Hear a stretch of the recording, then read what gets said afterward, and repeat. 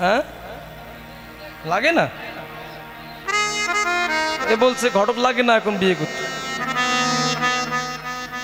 লাগে বাবা লাগে, তোমারটা অন্যরকম ছিল তো। ঘটক ছাড়া যেমন বিয়ে হয় না, তেমনি ভক্ত আর ভগবানের মিলন করতে গেলে একজন যোগাযোগকারী মাধ্যমের প্রয়োজন হয়। তিনি কে না, তিনি হচ্ছেন একজন সৎ গুরুদেব।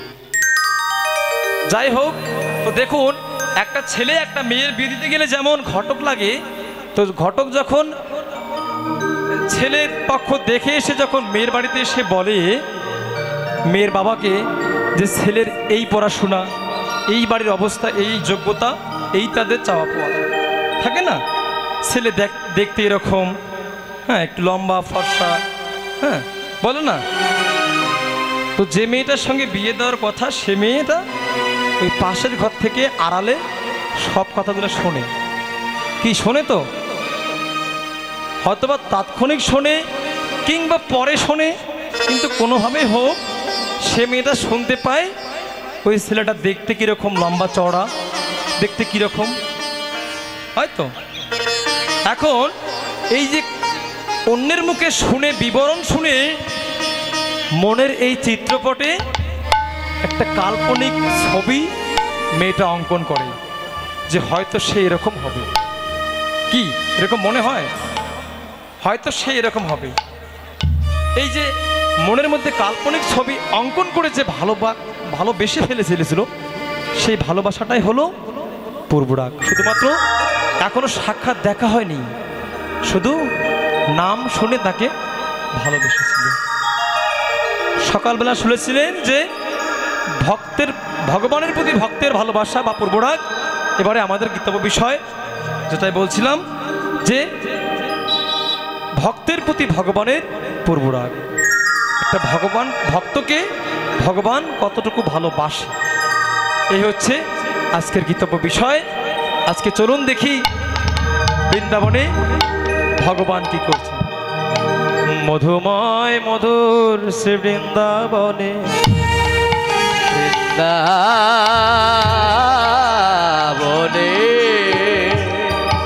ভগবান শ্রীকৃষ্ণ গোপাল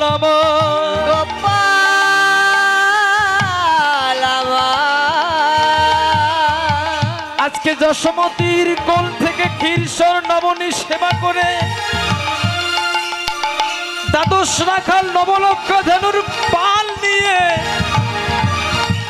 আজকে ভগবান এসেছেন কোথায় না, প্রত্যেক দিনের মতো বৃন্দাবনের মাঠে গোষ্ঠ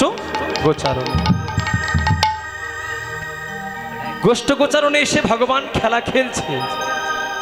সমস্ত শতাগন্ধি কেমন নাই, খেলা খেলতে খেলতে খেলতে ভগবান যখন ওই সুবলের বদন পানে তাকিয়েছে, ভগবানের আর খেলা ভালো লাগছে না।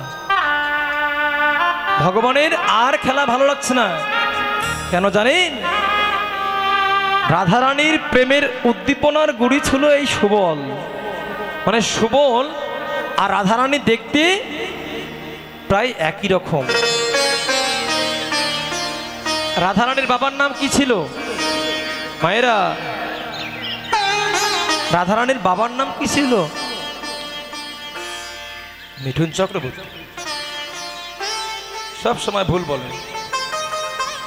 কি? রাধারানীর বাবার নাম হচ্ছে বৃষভানু। তাই বৃষভানুরা হচ্ছে তিন ভাই, বৃষভানু, চন্দ্রভানু আর সুভানু। তা বৃষভানুর তিনটি সন্তান, একটা হচ্ছে শ্রীরাম গোবিন্দের সখা রাধারানী, আর রাধারানীর বোন অনঙ্গ মঞ্জুরি। চন্দ্রভানুর একটাই মাত্র কন্যা, যার নাম হচ্ছে চন্দ্রাবলী। আর সুভানুর একটাই মাত্র পুত্র, যার নাম হচ্ছে সুবল।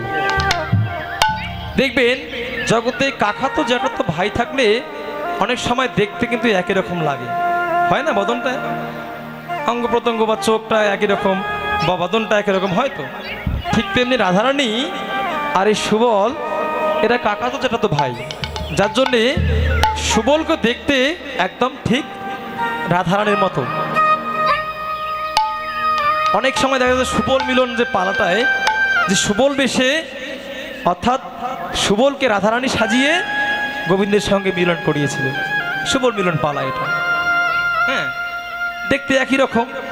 দেখুন সেই যেই ভগবান ওই সুবলের বদন পানে তাকিয়েছে, মনে পড়ে গেছে সেই ভালোবাসার বদনটার কথা, মনে পড়ে গেছে সে রাধারানীর কথা।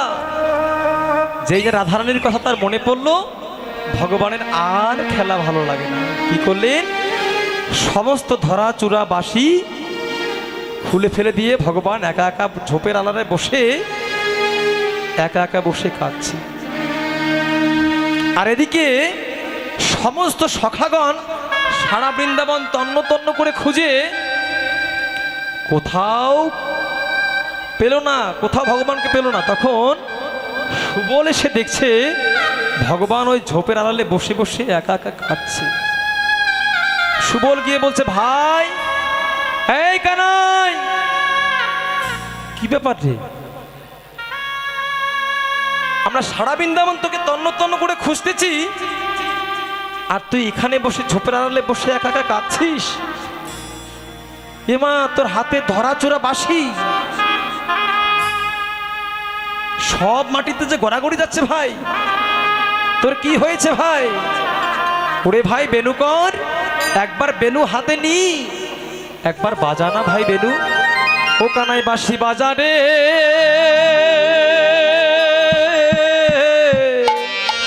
কানাই ও বাঁশি বাজা রে, ও বাঁশি বাজা রে, বাঁশি বাজা রে, ও বাঁশি বাজা রে, ভাই বাঁশি বাজা রে, ও কানাই বাঁশি বাজা রে, বাজা রে, ও ভাই বাজারে বাঁশি, ওই বাজারে গিয়ে বাজা,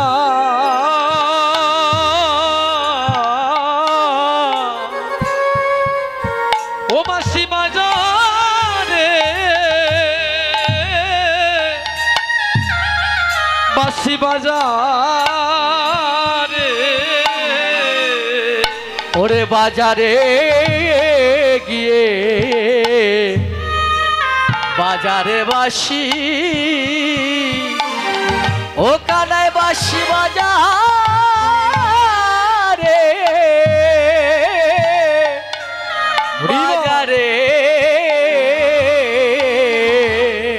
কানাই তুই বাঁশি বাজা, তুই বাঁশি বাজারে গিয়ে বাজা। কোন বাজার বাবা? বাজারে গিয়ে বাঁশি বাজা, কোন বাজার? হ্যাঁ, আমার গোবিন্দের বাঁশি, এ বাঁশি তো সবার ঘরে বাজে না, বাজে না, যারা নিত্য নিত্য দিন দোকান খুলে বসে আছে, যারা নিত্য নিত্য দিন দোকান খুলে বসে আছে, বসে আছে রে, আমার ভগবানের বাঁশি সেই ভক্তের দোকান দিয়ে প্রবেশ করে ভক্তের হৃদয়ে যে প্রেম সম্পদ থাকে, কি করে জানেন? অনেকে টাকা পয়সা খরচ করে বৃন্দাবনে যান, জানতো কিন্তু এখনো বৃন্দাবনে বাঁশি বাজে, কিন্তু শুনতে পান আপনারা যারা বৃন্দাবনে গেছেন? শুনতে পায় কারা? তারা যারা ভগবানের জন্য নিত্য নিত্য দোকান খুলে বসে থাকে, যার হৃদয়ে ভক্তি আছে, সে ভক্তির দ্বারাই। দেখুন, একটা গান ছিল কি জানেন? ভবা পাগলা একটা গান বলেছিলেন কি, আজ সে বৃন্দাবনে বাঁশি বাজে বাজে রে, আজ সে বৃন্দাবনে বাঁশি বাজে বাজে রে। এখন এই যে আরো বলছে, ওই বাঁশির সুরে বনে বনে, আর বাঁশির সুরে বনে বনে, বাঁশির সুরে বনে বনে ময়ূর নাচে রে নাচে রে, আজ সে বৃন্দাবনে বাঁশি বাজে বাজে রে, আজ সে বৃন্দাবনে। এখন ভবা পাগলা এই গানটি গাইতে গাইতে যাচ্ছেন। এখন এক ছেলে বলছে, চুপ করুন তো মশাই, সে ভগবান বৃন্দাবন লীলা পরিত্যাগ করেছেন আজ থেকে প্রায় 5000 বছর পার হয়ে যাবে। সে কবে সে 5000 বছরের কথা, আর আপনি বলছেন যে আজও সে বৃন্দাবনে বাঁশি বাজে। কই, আমরা তো শুনতে পাই না। তখন ভবা পাগলা বলছে যে শোন, একটা রেডিও নিয়ে আয়। রেডিও চেনেন? আগে ছিল সে বড় মোটা হক ব্যাটারি চালে তো রেডিও ছিল না, সে রেডিও নিয়ে আয়। হ্যাঁ, আনলো। এখন ওই রেডিওতে ব্যাটারিটা খুলে ফেলে রেডিওটা অন কর। অন হবে যদি ব্যাটারি না থাকে। এবার এক কাজ কর, ওই ব্যাটারিটা ঢুকিয়ে অন কর। এখন ব্যাটারি ঢুকিয়ে যখন অন করলো, তখন দেখ তোদের চ্যানেলগুলো ঠিকঠাক ধরছে কিনা। রংপুর বেতার, অন্য বেতার বেশ ধরছে। তা বলছে তুই ব্যাটারিটা খোলার পরে যখন ব্যাটারিটা খুলে ফেললি, তা রেডিও চ্যানেল তো ঠিক আছে, কিন্তু রেডিও ধরছে না কেন? এই জন্য লোকে আপনাকে পাগল বলে। ছেলেটা বলছে এই জন্য আপনাকে লোকে পাগল বলে। আরে বাবা, ব্যাটারি না থাকলে যেমন রেডিও চলে না তো। এই তো বুঝেছিস খোকা, ঠিক যেমন ব্যাটারি ছাড়া রেডিও চলে না, তেমনি হৃদয়ে ভক্তিরূপ ব্যাটারি না থাকলে কোনোদিন গোবিন্দের বাঁশি শুনতে পাবি না। এটাই হরিবল। বল হরি বল। কানাই, তুই একবার বেনু কর। ওরে ভাই, বেনু কর একবার, বেনু হাতে নে। তুই তো কথা দিয়েছিলি যে বেনুকে তুই হাতে নিবি, তাকে তুই কখনো কর ছাড়া করবি না। কখন কথা দিয়েছিল? এই যে মায়েরা, না কথা দিয়েছিল যখন মিথিলা রাজা জনক সীতার বিবাহ দেওয়ার জন্য স্বয়ম্বরের আয়োজন করলেন। শর্ত কি ছিল? যে এই যে হরধনুক যে ভাঙতে পারবে, তাকে সীতাকে তার হাতে তুলে দেওয়া হবে। কত কত রাজা এসেছিলেন, রাবণের মতো বীর যোদ্ধাও কিন্তু এসেছিলেন, কিন্তু কারো সাধ্য ছিল না ওই হরধনুটা ওঠানো।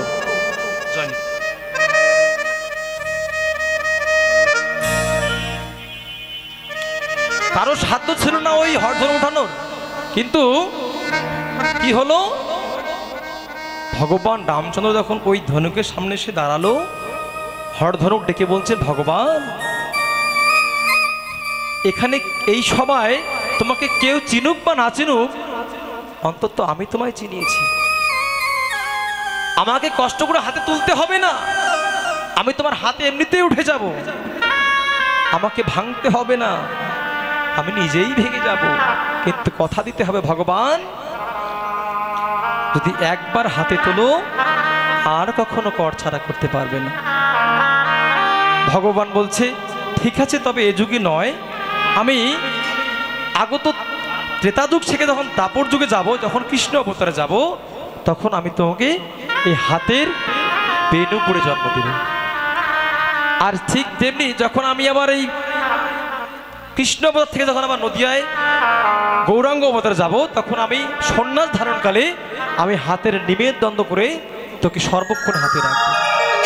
সেই বেনুকে কথা দিয়ে এসেছিলি ভাই, তুই বেনুকে কখনো কর ছাড়া করবি না। তখন সুবল ওই ধরাচোরা বাঁশি কানাইয়ের হাতে তুলে দিয়ে বলছে, ভাই তোর কি হয়েছে বল, আমরা তো তোর মরমের সখা, একবার কথা বল। অনেকক্ষণ দেখছি তুই কেন জানি আনমনা হয়ে আছিস, কেন? ও কানাই কথা বল। কানাই অনুক্ষণ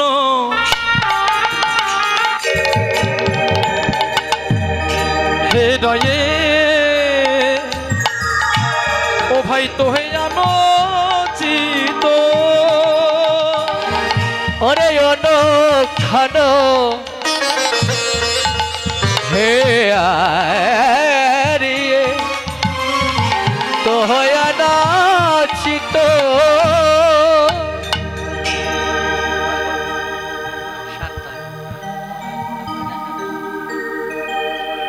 একটু 10-15 মিনিট লেট হবে, হ্যাঁ, কারণ শেষ করছে দেরিতে। ঠিক আছে। অনুক্ষণ হে রয়ে তোহে জানো চিত, আবার দূরে গেছো মুরলিক আলাপন গীত, আর দূরে গেও মুরলিক আলাপন গীত। ও ভাই বেনু কর, একবার বেনু কর, ভাই রে বেনু একবার বেনু ভাই তোর কি হয়েছে? অনেকক্ষণ থেকে দেখছি তুই আনবো না, তোর কি হয়েছে আমাদের বল, আমরাই তো তোর মরমের সখা, ভাই বল। ওগো মরম না কহ কাহে,